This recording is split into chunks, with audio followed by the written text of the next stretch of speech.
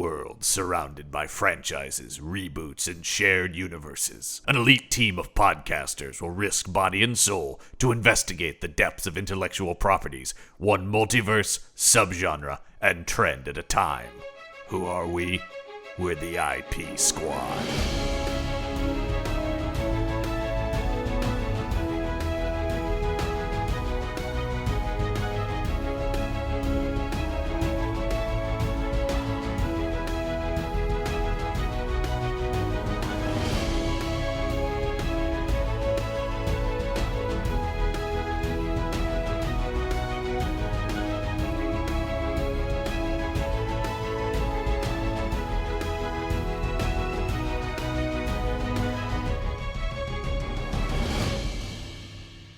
Welcome back to the IP Squad and our ongoing investigation into films based on Sherlock Holmes. I'm John Campbell. Joining me, of course, my partners for this investigation. It's the Jones Boys. We've got Brendan Jones. Also based on Sherlock Holmes. And Robin Jones. Hey, John. Hey, Brendan. How's it going? Oh, no. Uh-oh. I don't know. He looks grave. He's sounding grave. He's been through something. Guys. He's been through something. Guys. Yeah. I don't ordinarily am more upbeat about this stuff. But, Definitely are. Let me tell you something about this quote-unquote story that we watched. Yeah. Jesus Christ, John. Yeah. Yeah. Yeah. No, I John, yeah. I know you've heard from my lawyers already. I'm here under duress. Yeah, that's right. Here's the thing. Here's Okay. the thing. I started the film right after we, clocked off last week. You're And still watching it, aren't you? yeah, You I'm just finished? almost to the gripping finale. Oh, grip. Yeah. Oh, so much Time grip. has slowed. Yeah. I wasn't even aware there had been a daylight savings time in between, so John, I think I have to go don't- back an hour in the movie and start again. John, I didn't want to bring up my review on IMDb first, but you probably are gonna have to knock aside the low you've already pulled out, because all mine says is just a headline: the length of Showa, but none of the laughs. Yeah. Yeah, I will say we are talking about, as you probably know from clicking on Jesus it, God, John. Sherlock Holmes Terrible thing. and the leading lady. This is from 1991? 1991. Yes, correct. This is one of two. Hey, there's I another know. one of these. One of Supposedly two. better. Yeah. Really? The next one's supposedly better. I mean, Okay. better than. Based on some reviews I read, but my energy and enthusiasm to seek it out and Oh, watch it, Lord, no. Lord, it's no. not there. I don't have it. Yeah, this is the one of two. Hey, Brendan, by hour 3, had you confessed your secrets? I had. And by well, I do have a question. We'll get to that. You mean but by hour 18? 18? By hour 3, I'd also decided I would not pitch my backdoor podcast pilot for All's Fairchild. All's No. Fairchild. Yeah. Not Is that gonna do it. would that be all's fair and then child in it parentheses? sucks the life out of me wanting to pitch Yeah. my backdoor podcast, Yeah. Mrs. John Lovitz, Yeah. the career of Morgan Fairchild. Yes. Yeah. Oof. I gotta say this. Obviously, we did this primarily to talk about the great Sir Christopher Lee, who I think is very good in this. Well, here's the thing. I'm going to say. End of compliments for this, but yeah. There's the. I will say this is a crime. I actually gentlemen. We've witnessed a crime, and the crime is you have two great talents. Amazing. You have a great piece for them to work together in. Yep. The idea, the concept of the Twilight years of the great Sherlock Holmes with Christopher Lee and Patrick McNee, and then this is what you give them? So that is the crime. They've come out of this blameless. Some people dump on McNee, and I'm like, he's asked to do what, it's the writing for him. But he's in they have chemistry together. They are doing their best. Well, they're two masters. In the late 60s, and they are lifting as hard as they can this project, and they cannot lift it. Two goddamn geniuses. I just kept muttering to myself, "Those poor old men." The entire I felt embarrassed. time. I felt embarrassed for them. Well, and especially, it has nothing to do with Fairchild, quite frankly. Well, she's a big problem. There's one scene in this whole thing, and I can argue this, that works, and it's towards the end of the, or I don't know, halfway through the third episode, where they sit down and they talk about. She says, "How about we just get married?" And Lee does a really nice spit take, and the scene works. They're both doing well.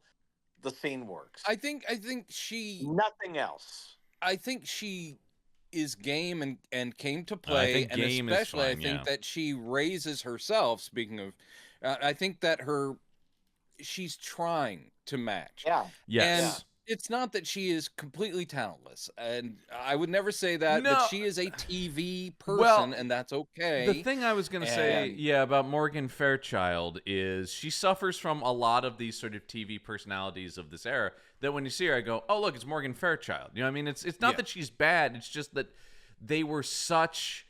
the 70s, 80s TV, you had these sort of personalities that it was sort of like it was hard to accept them as characters in some ways because they were just omnipresent on television, on game shows. Unless they were being cast and put in a thing where the part of the joke is, oh my God, Morgan Fairchild is playing Sandra Bernhardt's bisexual girlfriend. Right. Where he's playing Chandler Bing's mom. It's crazy. Agreed. It's very weird. She's a weird choice for Irene Adler. And I get that it's like, hey, she's a TV name. Can I say, well, no, I'm going to save that for Brendan's nitpicky corner. But I will say this.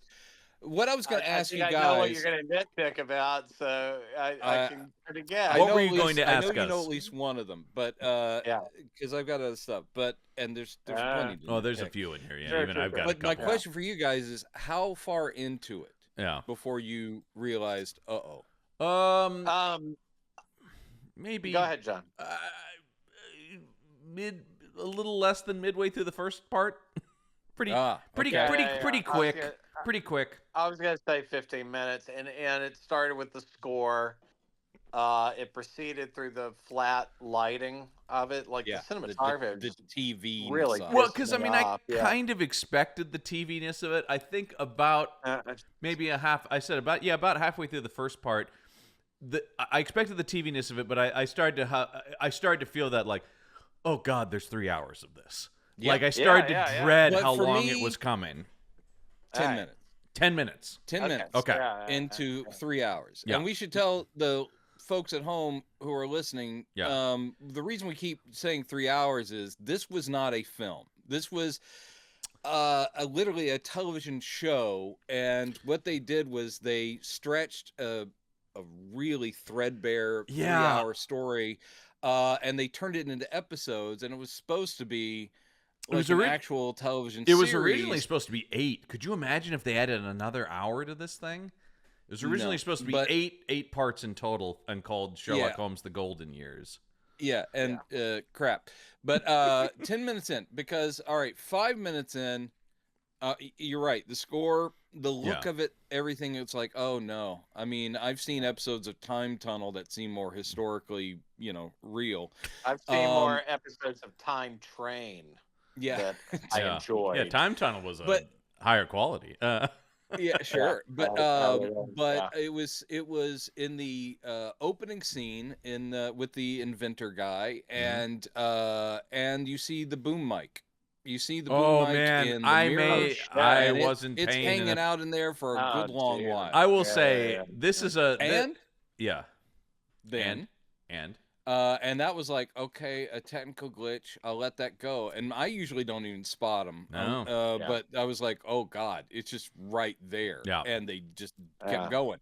Then, like 5 minutes after, we get our first unbelievably bad lip syncing by Morgan Fairchild as an opera singer. Oh yeah, 1,000%. Yeah. And I went, and I was like, 1,000%. And there's a lot of it. I was like, I'm out. I'm sorry. Right off the bat. I'm not sure that Sherlock's even said anything by this point. Lifelessly trying to appear jolly as Adler's singing the character in Die Fledermaus, which is a huge plot point throughout this entire effing thing. Yes, yeah, boy. And who has the bat pen? Yeah, right. And she's having to lip sync the German lyrics of this German opera and be upbeat. And God, I knew Engelbert Humperdinck. I saw his name in the credits. Yeah. I didn't recognize him until we got robbed, because they promised me the Holmes to end all Holmes with Lee, McNee, Humperdinck. I was like, that was the poster. Were you like me and thinking Humperdinck is going to bring us Moriarty. finally a Moriarty that is closest to the books? Yes. Because that's what I was thinking. Yes. So yeah, right off the bat, I was kind of like, oh no. Yeah. Right. And that's the embarrassment just kept getting worse, especially literally somewhere in episode 2 towards the end. So almost like halfway mark of the whole thing, they literally have sitcom business music. Oh, it's in there a few times. Like sad trombone, like and I was like, no. When they clipped McNee's mustache. Oh yeah, Jesus. yeah. Well, there was that. Well, there's that. There's also the chase there was the that ends up in dude. the water. That's also there was very a bumbling dude who was supposed to be watching over them, who looked reminded me a lot of our co-star Daniel, actually. Oh yeah, yeah. But like him in the Sherlock outfit from the costume party. Yeah, and it's just like, and I mean, the whole like people going in one door, and the other one looking out the other. Like, the whole costume party bit with, why are you dressed like that? I'm in disguise. No, I'm in disguise. I'm really in disguise. Jesus and I'm just Christ. like, oh Lord, Jesus Christ. And once again, look, I love Patrick McNee. I think once again, as we bring up, the people are criticizing, it's not his fault. It's that he's been given god-awful dialogue. He's been given terrible stuff. This is one of the worst portrayals of Watson. This is not based on any Conan Doyle. No. And Conan Doyle, here's the thing, is it's not like great literature. It's wonderful populist literature of its time, and it still reads great. But everything it's also he ever zippy. wrote... Yeah, it is. Even his novels zip along because they're very tightly constructed. Yeah. That was, something he was very good at. He wasn't going to fill stuff with just nothing was there, no fat on those bones. No. And this is all gristle. This really made real meat or bone. It really made me long for Sherlock Holmes in New York. Like that, like because at least it's tighter. And here's another thing, guys. Who the fuck decided where these episodes end? Because it literally is in the middle of conversation. Yes. And like it's, you hear like, would you like more cream with that, sir? Credits. There's no. I want to know if he wants more cream. I have to come back next week. Stop it, except that they realized they had to end it in order to make it an episode. Yeah. Now, I didn't look into trivia and stuff, so I have no idea how much this cost to make. But I'm sitting there going, all the money. $2. Yeah, all the money went towards getting their 2 stars. That's it. It has to be, because I will say this, and Morgan Fairchild, you probably would have gotten fairly cheaply. She was an affordable name. Yeah, she was an affordable name, though. Yes. But everybody else, Awful. Is oh my the God. Worst. Community theater actors. The Elliot Ness when they're guy doing accents is like, I am from Vienna and all the cadre of villains. Holy shit, those scenes are bad. God, they're the awful. Elliot Ness guy and though. The scenes went on forever. Yeah. Hilda the maid. Huge pauses. Yeah. And you know what? So did Lee, and so did McNee. Yeah. And it it indicates to me is there is no editing going on. No. There is like you know how sometimes I'll criticize something by saying, well, I think the script maybe needed a few more passes. Everything needed a few more passes. Yeah. More take. Yes. I think they went with the first take every time. It was just oh my God. We're agreed, right? This has got to be this. It's not as bad as Hound of the Baskervilles. I don't know that. No, I would watch Hound of the Baskervilles. Only because but I this think is at the bottom. I do think because of the length. The length really exasperates all the problems inherent in it. So there's no reason for the length. No, there's no goddamn good reason. If this was like Sherlock Holmes in New York and it was a 90-minute or 80, 90-minute thing, we'd be like, it's a TV thing, and we would probably just like write it off. But the fact that it's 3 hours, and I will say, actual Holmes novels, not the short stories, of which there are of course a lot more. But there's not a single adaptation of a Holmes novel that needed more than 90 minutes to 2 hours to do justice to. No, so in fact, they're create same thing with Agatha Christie. Same thing with any of these, right? They're designed to be compact, right? So zippy. Instead, this thing is bloated. The mystery, there's nothing. Oh, what mystery? What mystery? And here's another thing. Okay, I'm just gonna start piling on. Here's another thing, guys. We don't like it if you can't tell. If you have a Sherlock Holmes, story, and you're going to include Irene Adler, which of course they're all tempted to do. Right. And as people love pointing out, she's in one short story. But she's in the very first short story, and that's kind of it. But I get it. I get it because you want the female foil. I get it. If you're going to have her in it, I don't care if it's a half-hour little thing or a 3-hour TV movie. Yeah. You get the woman. You get one. What you don't get is 5 of them all within like 7 minutes. Yeah. The girl. And then the woman. And then later on, the woman. The woman. And I'm like, and then when she sits down and goes, I understand you call me the woman. He's like, where did you hear such things?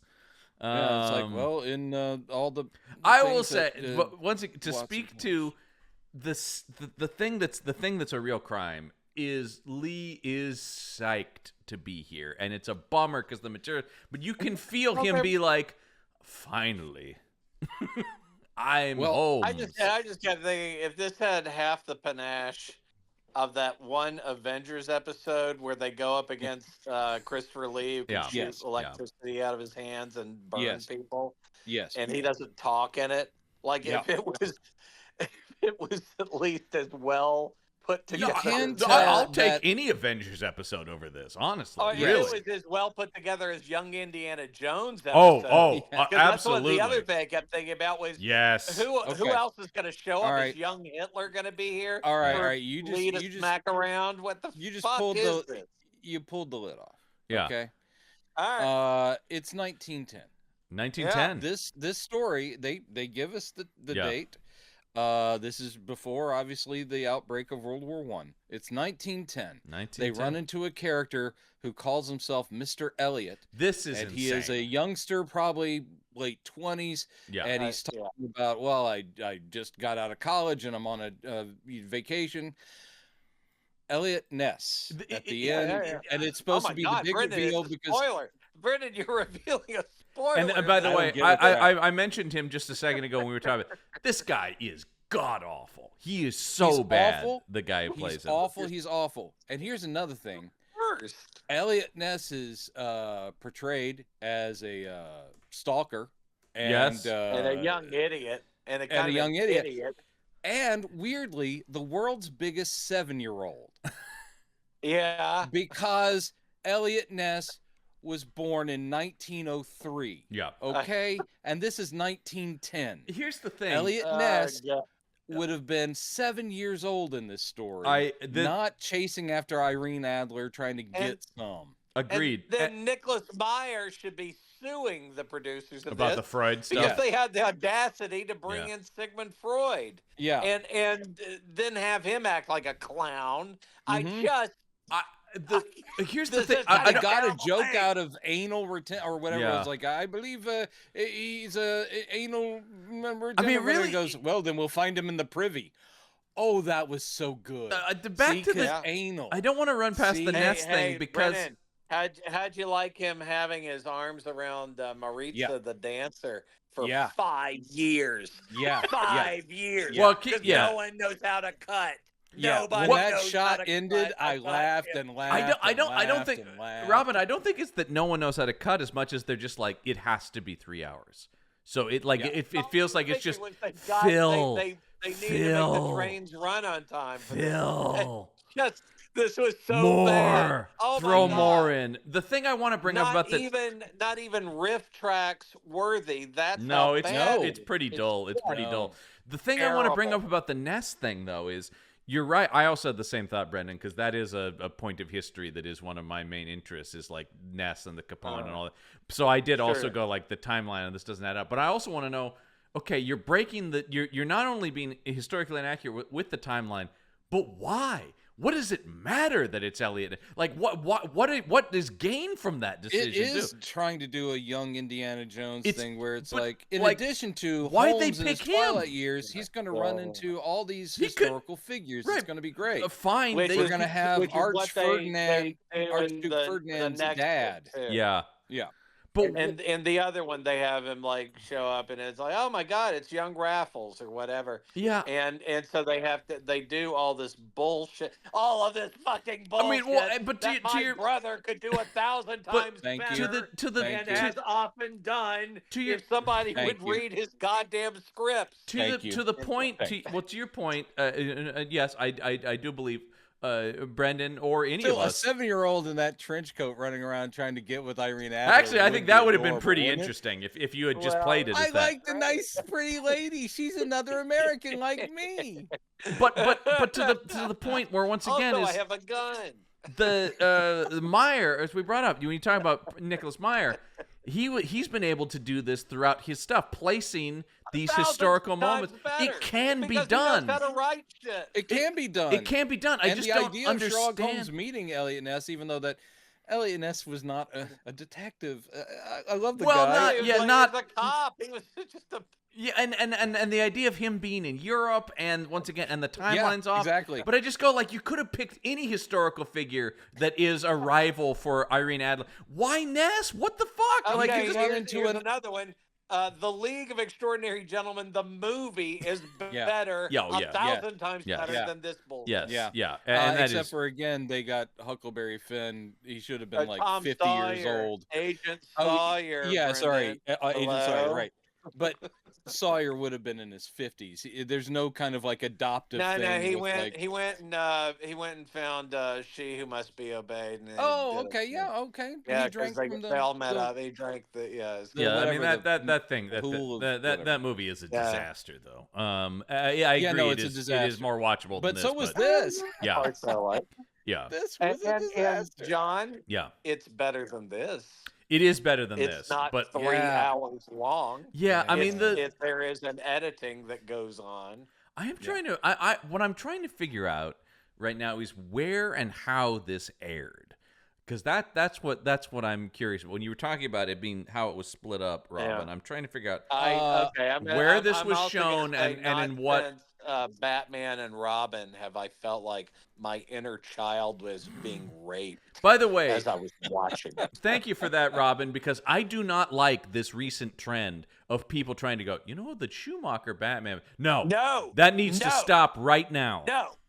I don't want any of that Batman nonsense. Forever is okay. There's some best, okay stuff in the it. rest of it is terrible. And Batman and Robin is a crime against one of the great characters. Nothing else. John, Batman it does Forever. my heart happy to know that you aren't vigorously defending. Oh Lord, no, no. Batman means way too much to me. I just.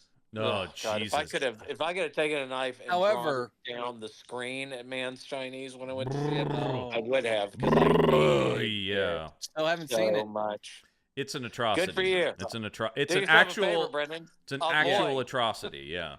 I just.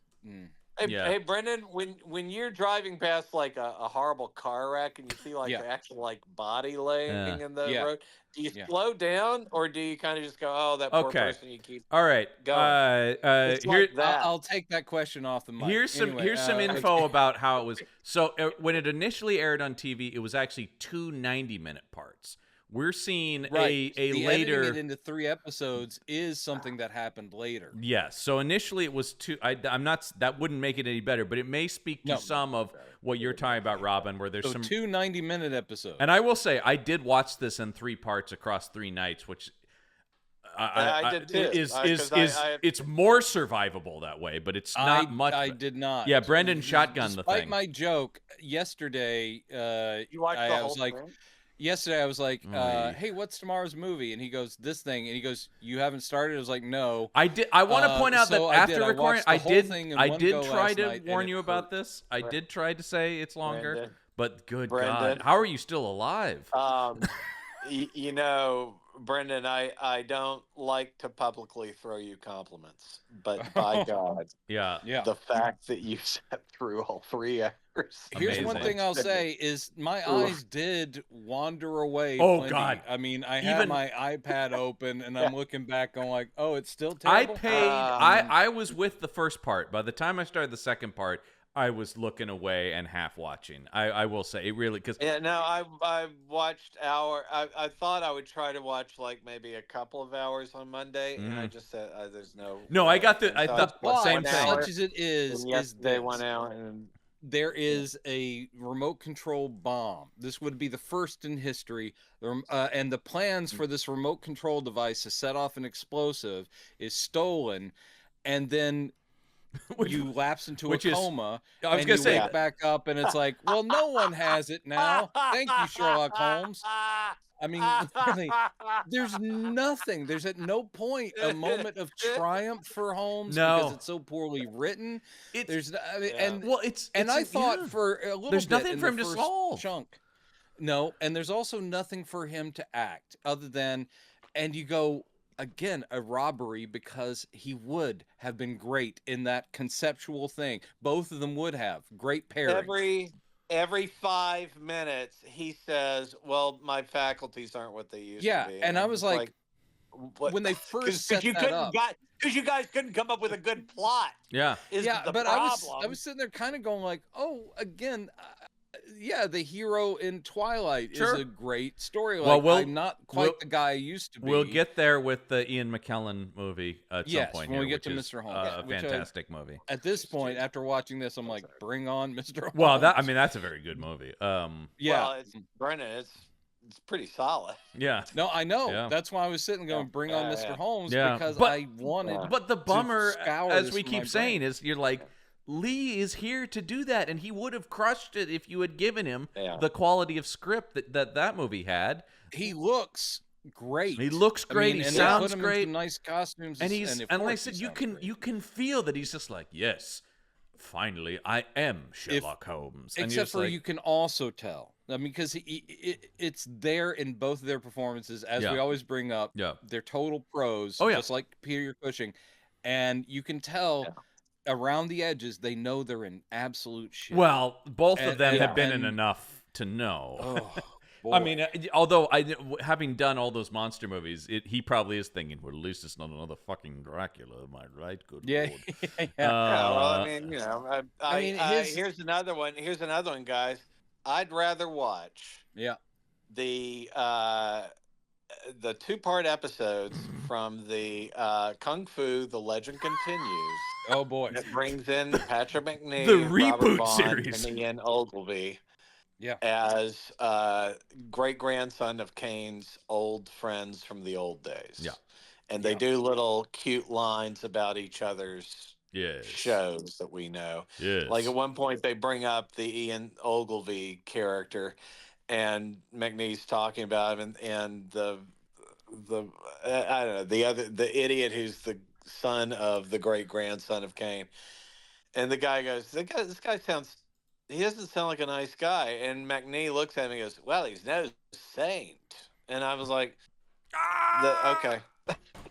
Boy, right. Can I? And yet, I would watch the 2-part episode again. Anyone who's heard me talk about knows that is one of my greatest points of rage and stuff, when they start calling out, because you're just like, I'm sorry, am I supposed to now think this is the actor that play? Let's just shatter reality while we're at it. Let's have Emilio Estevez say a Jaws line in Stakeout. Right. Or, what are you doing? Or the Diagnosis Murder theme episodes, and they do the spy episodes, and they have Robert Culp, but yet Barbara Bain is playing her character from Mission Impossible. None of the other guys are playing their characters. I mean, it's got to be a from their rights thing. shows. So anyway, the point I was going to make is we just continue to say you should do this instead or whatever. I have two. One everyone would expect me to say, which is your loved one. No one will be surprised that I was thinking this during the whole bit Get where right with your God, where Watson is pretending to be the servant and stuff at the. I just thought this is so bullshit. But I just, me being me, of course. You can see McNee do the same bit much better in A View to a Kill with Roger Moore, where he's pretending to be Bond, and it's way funnier. They're great together. Yeah. It's actually some of the best stuff. You brought that up. Yes. I'm pitching this. Yeah. Would this movie have been better if Grace Jones had played Irene Adler? Yes. It would have been more interesting. I would have probably paid more attention, because I would be like, interesting. Bull. That's a take. Even better than that. What if Irene Adler was played by Hervé Villechaize? Yes! From The Man with the Golden Gun. Yes. Tattoo. Oh my God. Oh no, Knick-Knack. He's Knick-Knack. Don't you think? Knick-Knack. Tabasco. At least a couple of years, like a birthday call.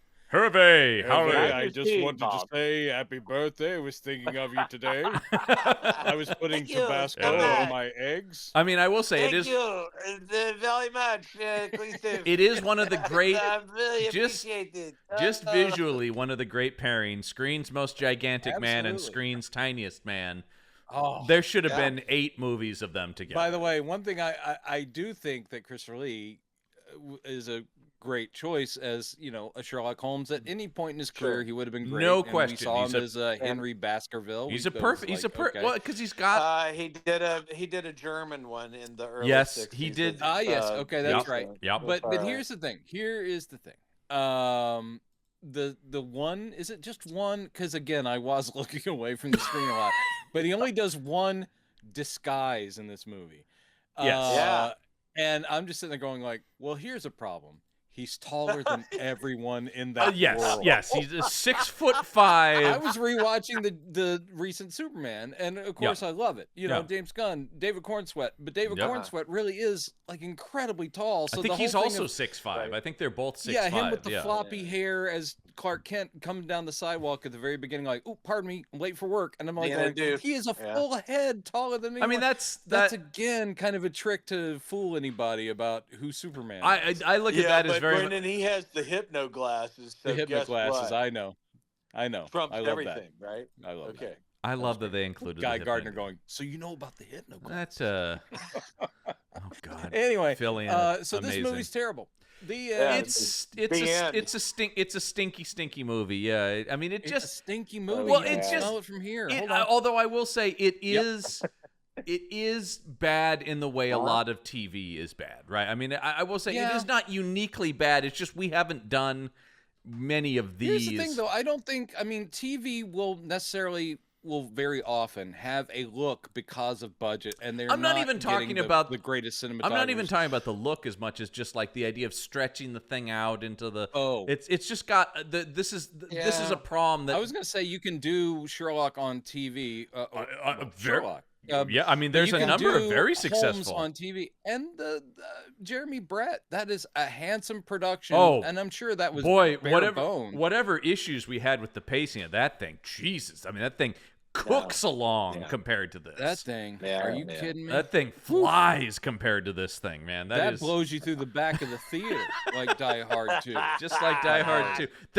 They just recently repaired my theater. That was the extensive damage that Die Hard 2 did to it, man. They just finished the remodeling. Lord, they just took the back wall. They're like, out please, of the for a long please, time, no more Die Hards, you guys. We can't keep blowing Speaking people. of which, did you like how then Elliot Ness revealed he was actually the young John McClane? Yeah, that was great. Yeah. You're like, boy, that timeline really doesn't work.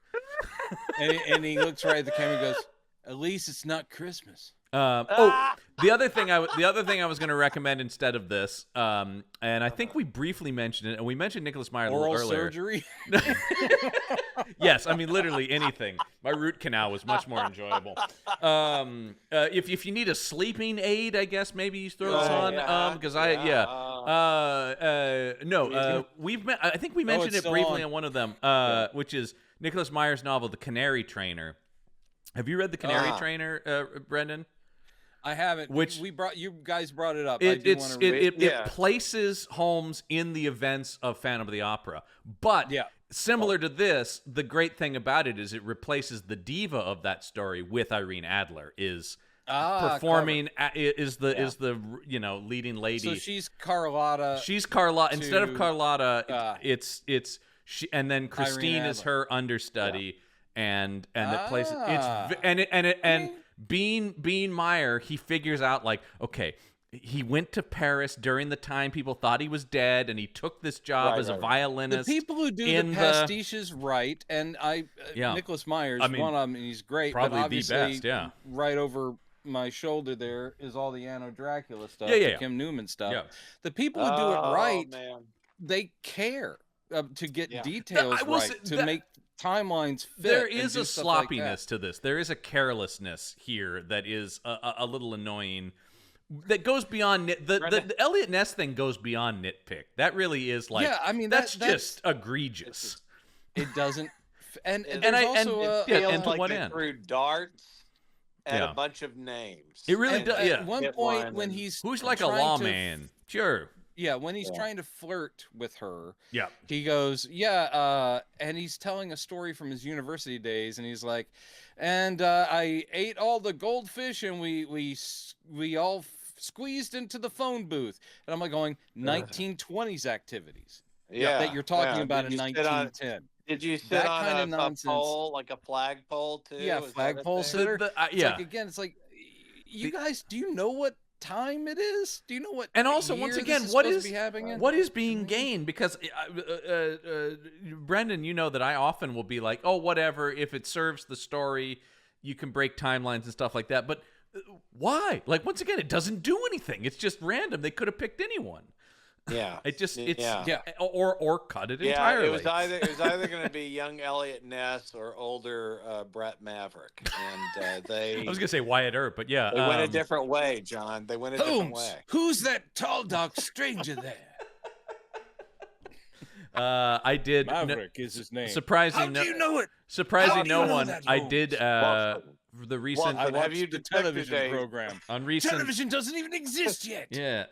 Amazing. Have you observed the $5,000 that are pinned within his coat? No, wait. They could meet. It seems like he'll never allow it to leave that coat. Riverboat hat is only made in a particular section of America. He keeps quoting what I love about the when we talk about the lack of mystery in this, what I like is he's still doing a lot of that home stuff, but you're just like, and like I don't what. The problem is that he's still doing all land if it's all crap. You're saying there are a couple moments where he goes, yes, well, this is belongs to. I did like the one little bit with the stupid handkerchief with the initial on it, and the guy's like going, well, how do you know who to return it to? And he goes, I'll return it to the proper party. The whole thing is him just saying like, I know exactly. But I didn't tell you. It's like, I'll get it. I just like, don't you worry, I got it. I was like, oh, that's a good little Holmes bit. Well, because it's one of the only times he really had. It felt like he was really outsmarting somebody or something. You know, it just was. Oh God, this thing reeks. And they make a point of it, but maybe not so much of a runny, chasey, falling off a thingy either, where you're going, these are men who are near 70. And Irene Adler, when he did Scandal in Bohemia, Irene Adler must have been 11. Because, again, this is a 30-year difference. And it's okay. Some people say that Irene was probably younger than Holmes when they did meet, but not by 30 years. And why they went with Morgan Brendan, Fairchild. it's just 28. It's just 20. I know, nearly 30 years. Yeah. No, but it's just, it's uncomfortable. It is weird. Like, it further adds to the strangeness of the casting. Well, I've returned to the stage after years of retirement. And I'm like going, what? Yeah, and she's literally like, I will say, I was surprised to find out, because that did bug me until I looked up their actual ages at the time of filming. And she was 41 here, and I was like going, damn, because I would have guessed like maybe early 30s, and I'm like, oh, all right. I mean, Morgan Fairchild has always kind of looked like Morgan Fairchild. You know, I mean, like she's maintained a certain look forever. She is a lovely lady, and I hope she and Mr. Lovitz are very happy. But with her husband John Lovitz. Yeah. Yes. What? Jealous? All right. No. Brendan says no on the impressions. John Lovitz. But I don't have much else to say about this, because there's not. Was 3 hours. I made it. What's amazing, and I'll never watch. What's amazing is it's 3 hours, and yet we have nothing. That's how little is. It's incredible. I know. I'm not impressed with them inserting historical figures. No. And the Freud doesn't add anything. The Freud to it stuff either. Is nonsense, and he's a total. It's just like it's in Vienna. It's 1910. Here's Freud. And by the way, you guys loved when they teamed up in that other movie, didn't you? That beard they slapped on the guy looked like shit. Oh yeah. I could see it peeling off of him in some shots. Yeah, there is some bad. Again, the budget all went to, and I hope they got paid well, because this is not. Man. By the way, just go on IMDb, everybody, and look at the great promotional photos though of Lee and McNee being like, right. This is what you want. Well, in the costumes. Well, in the costumes, I've got the pipe. You want to watch, right? I hope they had a good time together at the very least. I hope at least they had each other, through these. Now, before I will say that this does have an interesting bit of trivia in that two of the actresses are daughters of famous British actors. Yes. And one of those famous British actors was in two of the movies we've already watched. Anthony Quayle's daughter plays the diplomat's wife who's screwing around with Engelbert Humperdinck of all people. Oh boy! And by the way, why didn't he get more acting work? He's so good now. God, he did do an accent. I was impressed. His every line delivery is painful. You're just like, but here's the thing: he's in very little bit of this movie. He really is, but it is just like. You are just going like, oh, I see why you didn't act. And when he's in the sauna thing, and it's like the shirtless scene, I was like going, that's a guy who is very comfortable with his body. Oh yeah, because you're sitting there going like, that is not. I think this is the matinee idol look. I think this is one of 3 times he didn't play himself in his acting career. I'm looking at. But didn't he play himself here? Wasn't this? Didn't they actually go and the lead singer, the lead baritone, Mr. Engelbert Humperdinck? Yeah, he might. I mean, he might as well be. I and know. Then the German, the woman who's like the daughter of the scientist. Yes, she's actually the daughter of Richard Attenborough. Yeah, Charlotte Attenborough. Yeah. I mean, and I didn't clock any of that. She did some stuff. This movie was so bad that I'm just sitting there and playing, just sort of connect the dots and going like, oh, that's funny. There's a character named Franz Zimmer. And then I think about Hans Zimmer. And I'm like, oh, yeah. I wonder if he'll be like a music guy. Oh, he's a music guy in this. Oh, that's cool. But it's... I wonder if I have any snacks. What did you think about when they were trying to build tension of who the guy with the detonator is? Who is it? This is I wonder if I have any snacks. This is a perfect example of a movie where if I got up to go to the fridge, I did not pause it. I was confident I wasn't going to miss anything. Yeah, I was like in there going like, oh, let's see, how long? Leave it in for 3 minutes, and then I let it cool for 2. I went and got the mail at a certain point. You know, like, you know what? I'm not. It'll be fine. I think it'll be all right. And I mean, if we haven't already, the fact if you've listened to any of the content that the three of us have done, especially covering, our buddies, Mr. Price and Mr. Cushing. Yeah. You will also have heard us dump all kinds of praise and love on Christopher Lee and Patrick McNee, and we've said it here. I want to make it perfectly clear. I do not hold this movie against them. and it's not at all. They're the only things worth watching. It's incredible how unscathed they are. That's how good they are. That you're like, I still am like, well, still love those guys just as much. Still love those guys. I mean, I can watch Howling 2 and still love Christopher Lee. Oh my God, I've seen Christopher Lee and absolute horrible crap. His whole career was a guy who was always, not always, but frequently beneath the material was beneath his talents. Yeah. He was a really good actor. I'd rather watch Lee Grant drunkenly put him down like a third-rate production of Who's Afraid of Virginia Woolf in the movie Airport 77. Yes. Yeah. And this. Yes. It does. Do you not understand that I could crush you with one hand? The other thing to I watch. know what it sounds like. Of course, instead of this, when you stab a human. Brendan, I know you've seen it because I loaned you my copy of it. But the life and deaths of Christopher Lee.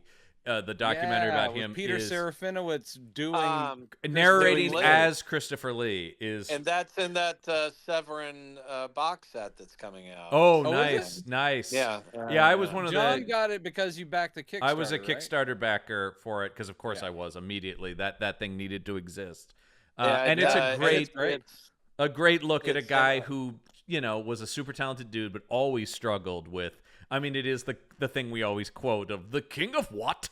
Because one of my favorite parts in that documentary is because a lot of it is Serafinowicz reading his journals and stuff and actual writings he did as Christopher Lee. It's really very good, and they have a puppet of him. It's very clever the way it's put together. Yes, yeah. There's a puppet doing like a marionette who's doing, and they address it. They're like going, they show Peter Serafinowicz at the beginning trying to get the voice right, and he does nail it. He does, and then he's like, I think I found it, and then it cuts to the puppet, and then we go on this whole. But there's an amazing part of something he wrote in a journal or whatever, where he just says sometimes when he's hanging out with Vincent Price and Peter Cushing, he goes, I envy their ability to enjoy their status as horror icons.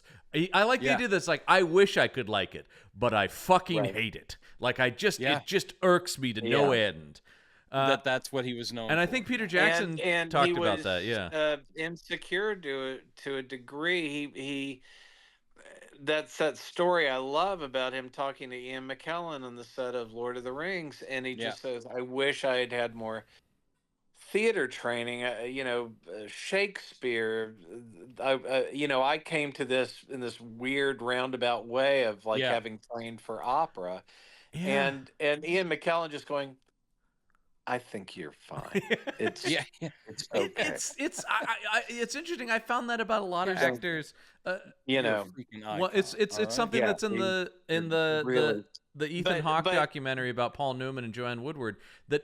Newman was so insecure about that he didn't have the goods that the other actors studio people had, and you look at you're like, what are you talking about? Like, and he's just like, no, I guess when you're in that exclusive circle. And they did treat him like shit. He was the pretty boy of the actors studio. You're like, but he's amazing. Yes. Yeah, that's the deal though, is that you can look at these people and realize that no matter what they projected, they're looking at each other and going like, God, I wish I had the talent of that guy. Yeah. Well, that guy wishes he had your connections and your last paycheck. It's an interesting. It's like, there's all kinds of insecurity. McKellen also, his thing wasn't just that Lee was this fucking icon. McKellen said you're a very good actor. I've watched you in many things, and he is. Really he's right. You don't need to. And he's really good in a lot of the dog shit. That's the thing about it, right? He'll because he's never the thing worth watching. Never phones it in. And I think that you see that in the later years. That he did find peace with all that and enjoy the stuff he did. Maybe he still yelled at that BBC reporter, though. Vincent Price is the gold standard of someone who just enjoyed the work and was, it's like knew he was in shit, but had a great time doing it. Liked being liked by the people. They talk about when people came up and asked for autographs. And liked showing people how to make cook fish in a. You'll never believe it, Johnny. I made this in a dishwasher. Brendan, you mock this, but it really does taste quite delicious. It's like a really good poached fish. It's really anyone can do it. It doesn't take much. Anyone can do it. It doesn't take much. Yeah, this isn't something you need to read a Cooking book price-wise, everyone. To the Tide Pod, Johnny. I made that mistake myself the first time, but I've corrected it now. We didn't like this. What's next? Well, hold on. I got to get some highs and lows in here, you guys. Highs and lows. Or in this case, this is a low and a high. I did read some Letterboxd and some IMDb. I will say reviews. this is a first, I think, on this show. I found no 1 or 10-star reviews of this because not on IMDb. Not on IMDb. What was interesting when I looked at them is Letterboxd is all like this is garbage, half-star, 1-star reviews. IMDb, there's so many people like saying better than you'd expect, 6 out of 10 stars. I'm like, what are you? There's a lot of there's a lot of reviews that are like, yeah, it's a slog, but still 6 out of 10. You're like, whoa, when you said slog, okay, sure. They're like, but I'm on board. Anyway, let's start with actually, you know what? Let's start with one of these highs.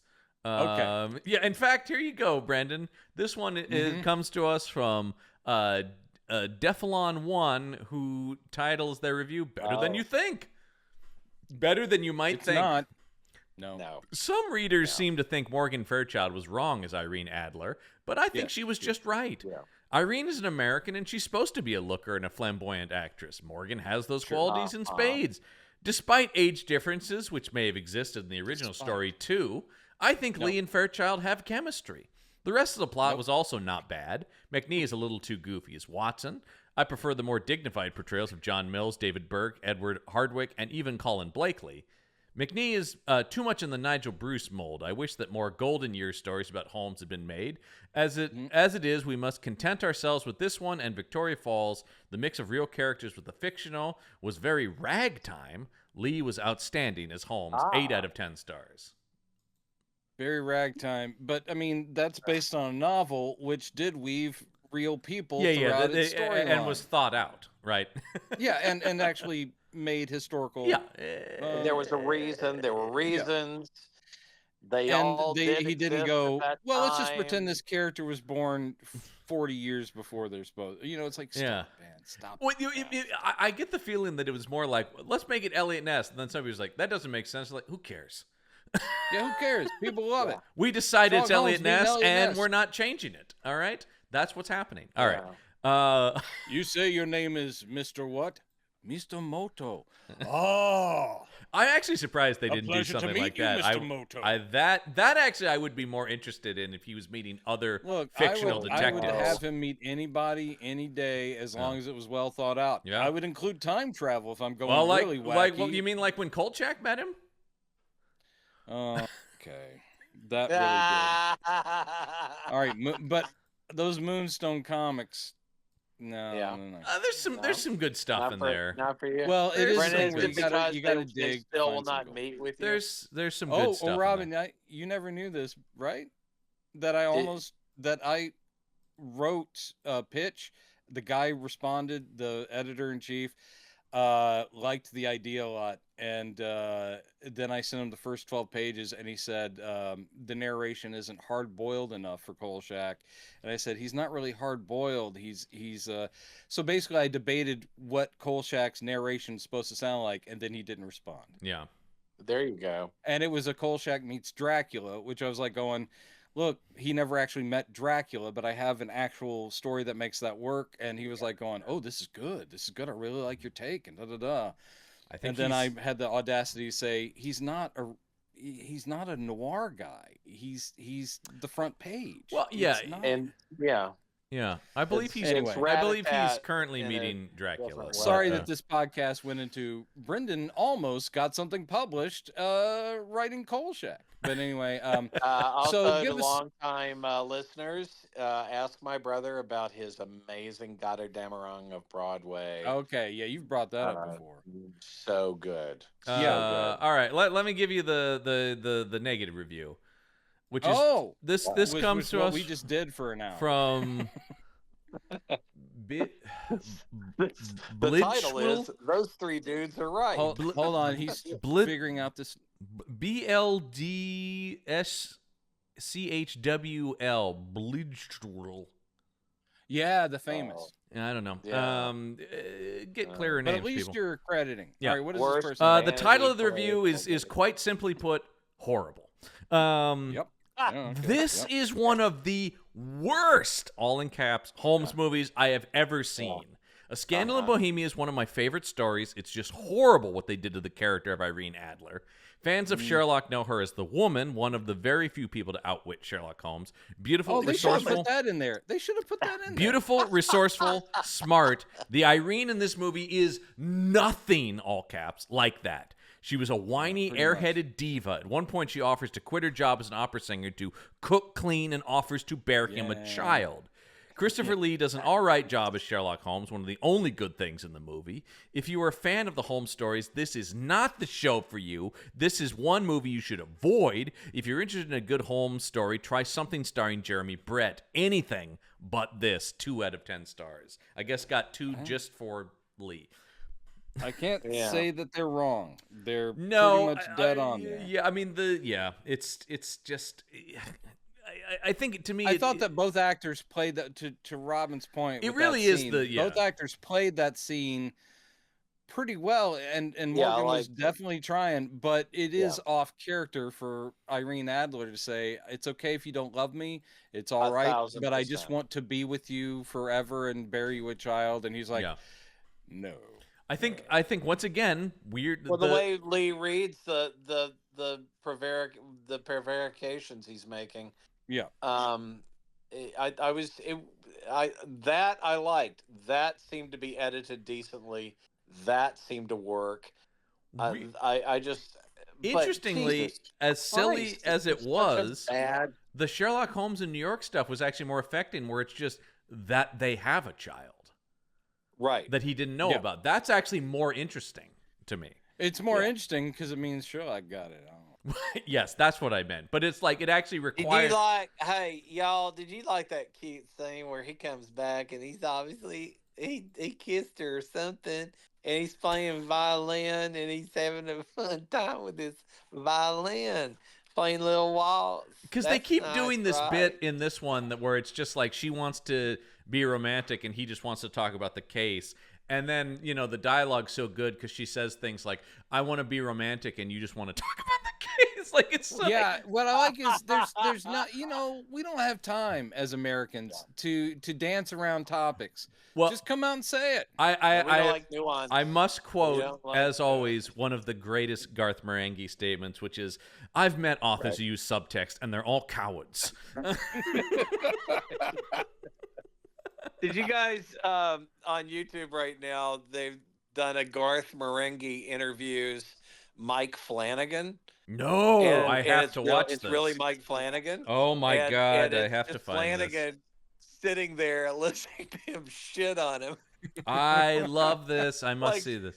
It's like 15 or 30 minutes. Watch it when we're done. I will watch it. I've just found it here. Oh my God, it's like a full 40-minute interview. Wow. Okay. Next week on the show is something I've been dreading. Please don't say no, Victoria Falls. No. We're only doing one of each actor, which to keep us sane. Okay. But I will say I've been dreading this one, maybe slightly less. I've never seen it, but we are watching Crucifier of Blood. Are you guys familiar? Oh, Crucifer of Blood. Is it Crucifer of Blood? Crucifer of Blood. Is this Charlton Heston? Charlton Heston. Wow. Yes. That's right. Wow. That's right, Charlton Heston. Out of the. By the way, we got to 1991. Yeah. I think we did skip over the episode of Brave Star with Sherlock Holmes. Yeah, we weren't ever gonna do that, John. And again, I mentioned this to you off mic the other day. I can't believe we didn't watch. You didn't write in Zero Effect, which is to me the great marriage of A Scandal in Bohemia. But it's also and really What If Oliver from Love Story was a complete shit. But it's also really more Nero Wolfe than it is Sherlock Holmes. No, Zero Effect. It's almost a 1-to-1, just updating with a comedy slant. I guess, but the dynamic between them is more Nero Wolfe. No. I mean, okay, that's what I took. Man, I guess I need to take a look at it. I would say it's more I love Martin Zero Effect Freeman, Benedict Cumberbatch. The big problem I have with Zero Effect I really wants to kill him. Whoa! You have a problem with Zero Effect because it's pretty great. The problem I have with Zero Effect is that at no point does Mr. Kasdan acknowledge. Like, I was expecting in the credits, it would say something like adapted from, or there's no creditation to, he literally lifts Scandal of Bohemia. Brennan's exactly right. And so I lost some respect for Kasdan as if he's like going, no one's going to figure it out. No, it's completely. No, exactly 100%. We know exactly what you're doing. All right, you nerds. Yeah, Brennan's Jesus. exactly right. I've watched it with audio commentary thinking he's going to say he's going to fess up. No. He never does. Never does. Right, but I still love Zero Effect. It's a great movie, and there should have been more of those movies. Yeah, I would have loved more Daryl Zero mysteries. But anyway, yes, I've never seen Christopher Blood, because I've always just been like, I can't imagine a worse casting than Charlton Heston. I can't imagine him doing an accent. God damn it! It's elementary, my dear. Hello. God damn, Watson. You know. All I know is this is good day, Gov. It's not working. I can only imagine this is a Holmes who's definitely packing heat. Oh yeah. Why do I need to solve mysteries when I can just shoot the son of a bitch? Holmes with the depth of a toupee. God. Really cheap toupee. All right, so that's next. Boy, I'm. At least it's not 3 hours. No, it's a brisk hour 43. Yeah, right. I've always been curious about it because you're just like, I'm sorry, what? Okay. Yeah, this is the one his son, I think, directed. Fraser Heston. You are right. Fraser C. Heston making career is directing is based on getting his dad in movies. Yeah. There you go. Yeah. I saw Alaska. That does have Charlton Heston in it. And the Treasure Island with Charlton Heston, which is also I saw that. He had no business. I mean, and I love Charlton Heston, but talk about a type. The Mountain Men movie with him and Brian Keith. Jesus, got it God. right. But talk about a type. Get ready for impressions on that one because we did. What was the Mummy movie he did that we covered on Meet the Monsters? The Awakening, I think. Yeah, and I think I spent the entire time just talking like this. Yeah. And I gritted my teeth. You better believe it. Speaking of airport movies, Airport God, 75, guys. Yeah, I do enjoy. That one's the good one. I enjoy all of. That's a real. The first one's the good one. The first one is the only good one. Is correct. Dean all Martin right. Trying to talk Van Heflin out of blowing himself up. Hey, come on now. Zero Hour is the greatest one of all. All right, folks. Well, anyway, we'll continue. This argument will continue off mic, but.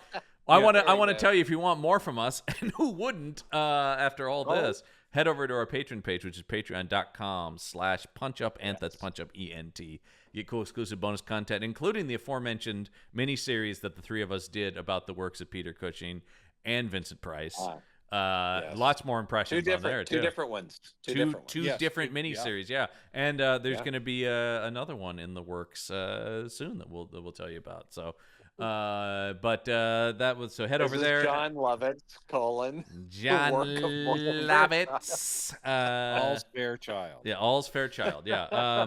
But and of course, make sure you like, comment, subscribe, ring that bell for notifications at youtube.com/@punchupentertainment. But I think until next week, fellas, the case file is closed.